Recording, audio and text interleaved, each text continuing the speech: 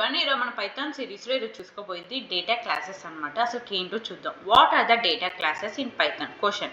So అసలు అది అంటే ఏంటో చూద్దాం. ఈ data class is a special class in Python introduced in the Python 3.7 version అనమాట.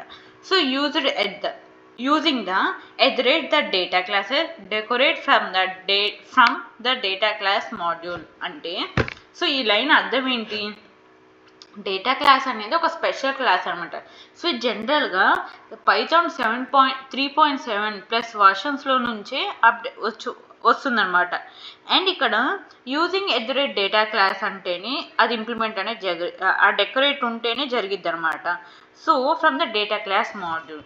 So it is used to store the data and automatically adds and a boilerplate code like and underscore initiate underscore and repair underscore equal underscore. So ఇలాంటి boiler plate కోడ్లో మనం data classes అనేది జనరల్గా వాడతాం అని అర్థం ఆ లైన్కి. ఓకేనా.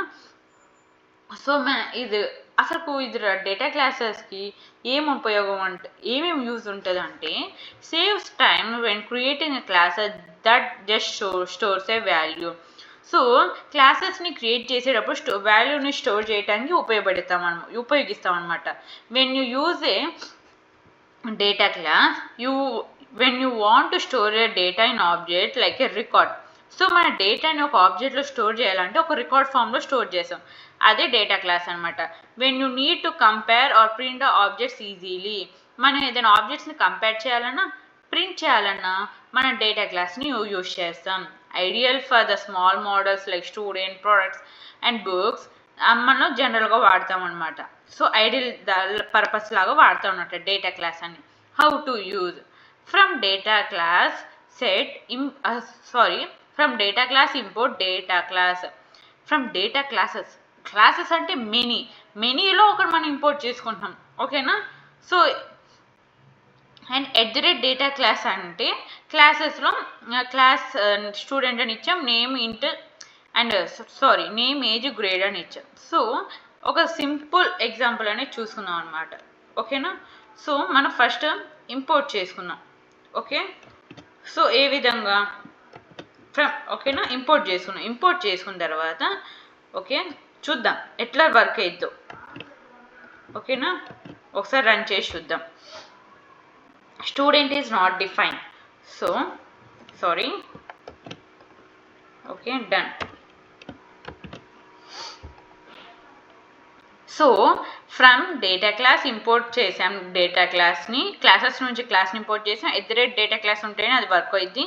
క్లాస్ స్టూడెంట్ అని ఇచ్చాము అండ్ S1 S2 అని ఇచ్చాను. So name age and grade ఇచ్చాం, ప్రింట్ చేసాం. అండ్ ఇదేంటి S1 అనగానే అర్థమెటిక్ ప్రాసెస్లో ప్రింట్ అయ్యేది అనమాట. ఇది ఆటోమేటిక్ అంటే ఈక్వల్ టు అన్నట్టు. సో స్టూడెంట్స్ ఆఫ్ అని ఇచ్చి నేమ్ ఇచ్చాం, ఏజ్ ఇచ్చాం, గ్రేడ్ ఇచ్చాం. సో డేటా క్లాస్ లేకుండా కూడా మనం చేయొచ్చు అనమాట. సో నెక్స్ట్ ఏంటి అడ్వాన్స్డ్ ఫ్యూచర్స్ అంటే డిఫాల్ట్ వాల్యూ. సో ఈ విధంగా కూడా మనం ఇందాక ఎలా చేసామో అదే విధంగా చేయొచ్చు అనమాట. Make immutable.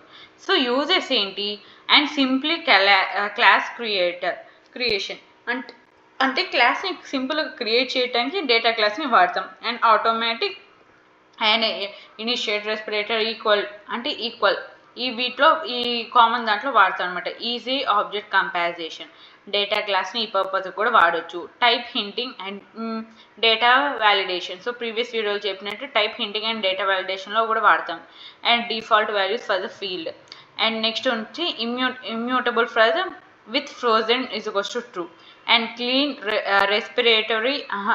representation of the data models. Works well with Johnson and Data APIs. Ideal for configuration data and reuses the boilerplate code. So these are the data classes anamata. And nothing but a data class is special class in Python module anamata. So it is one of the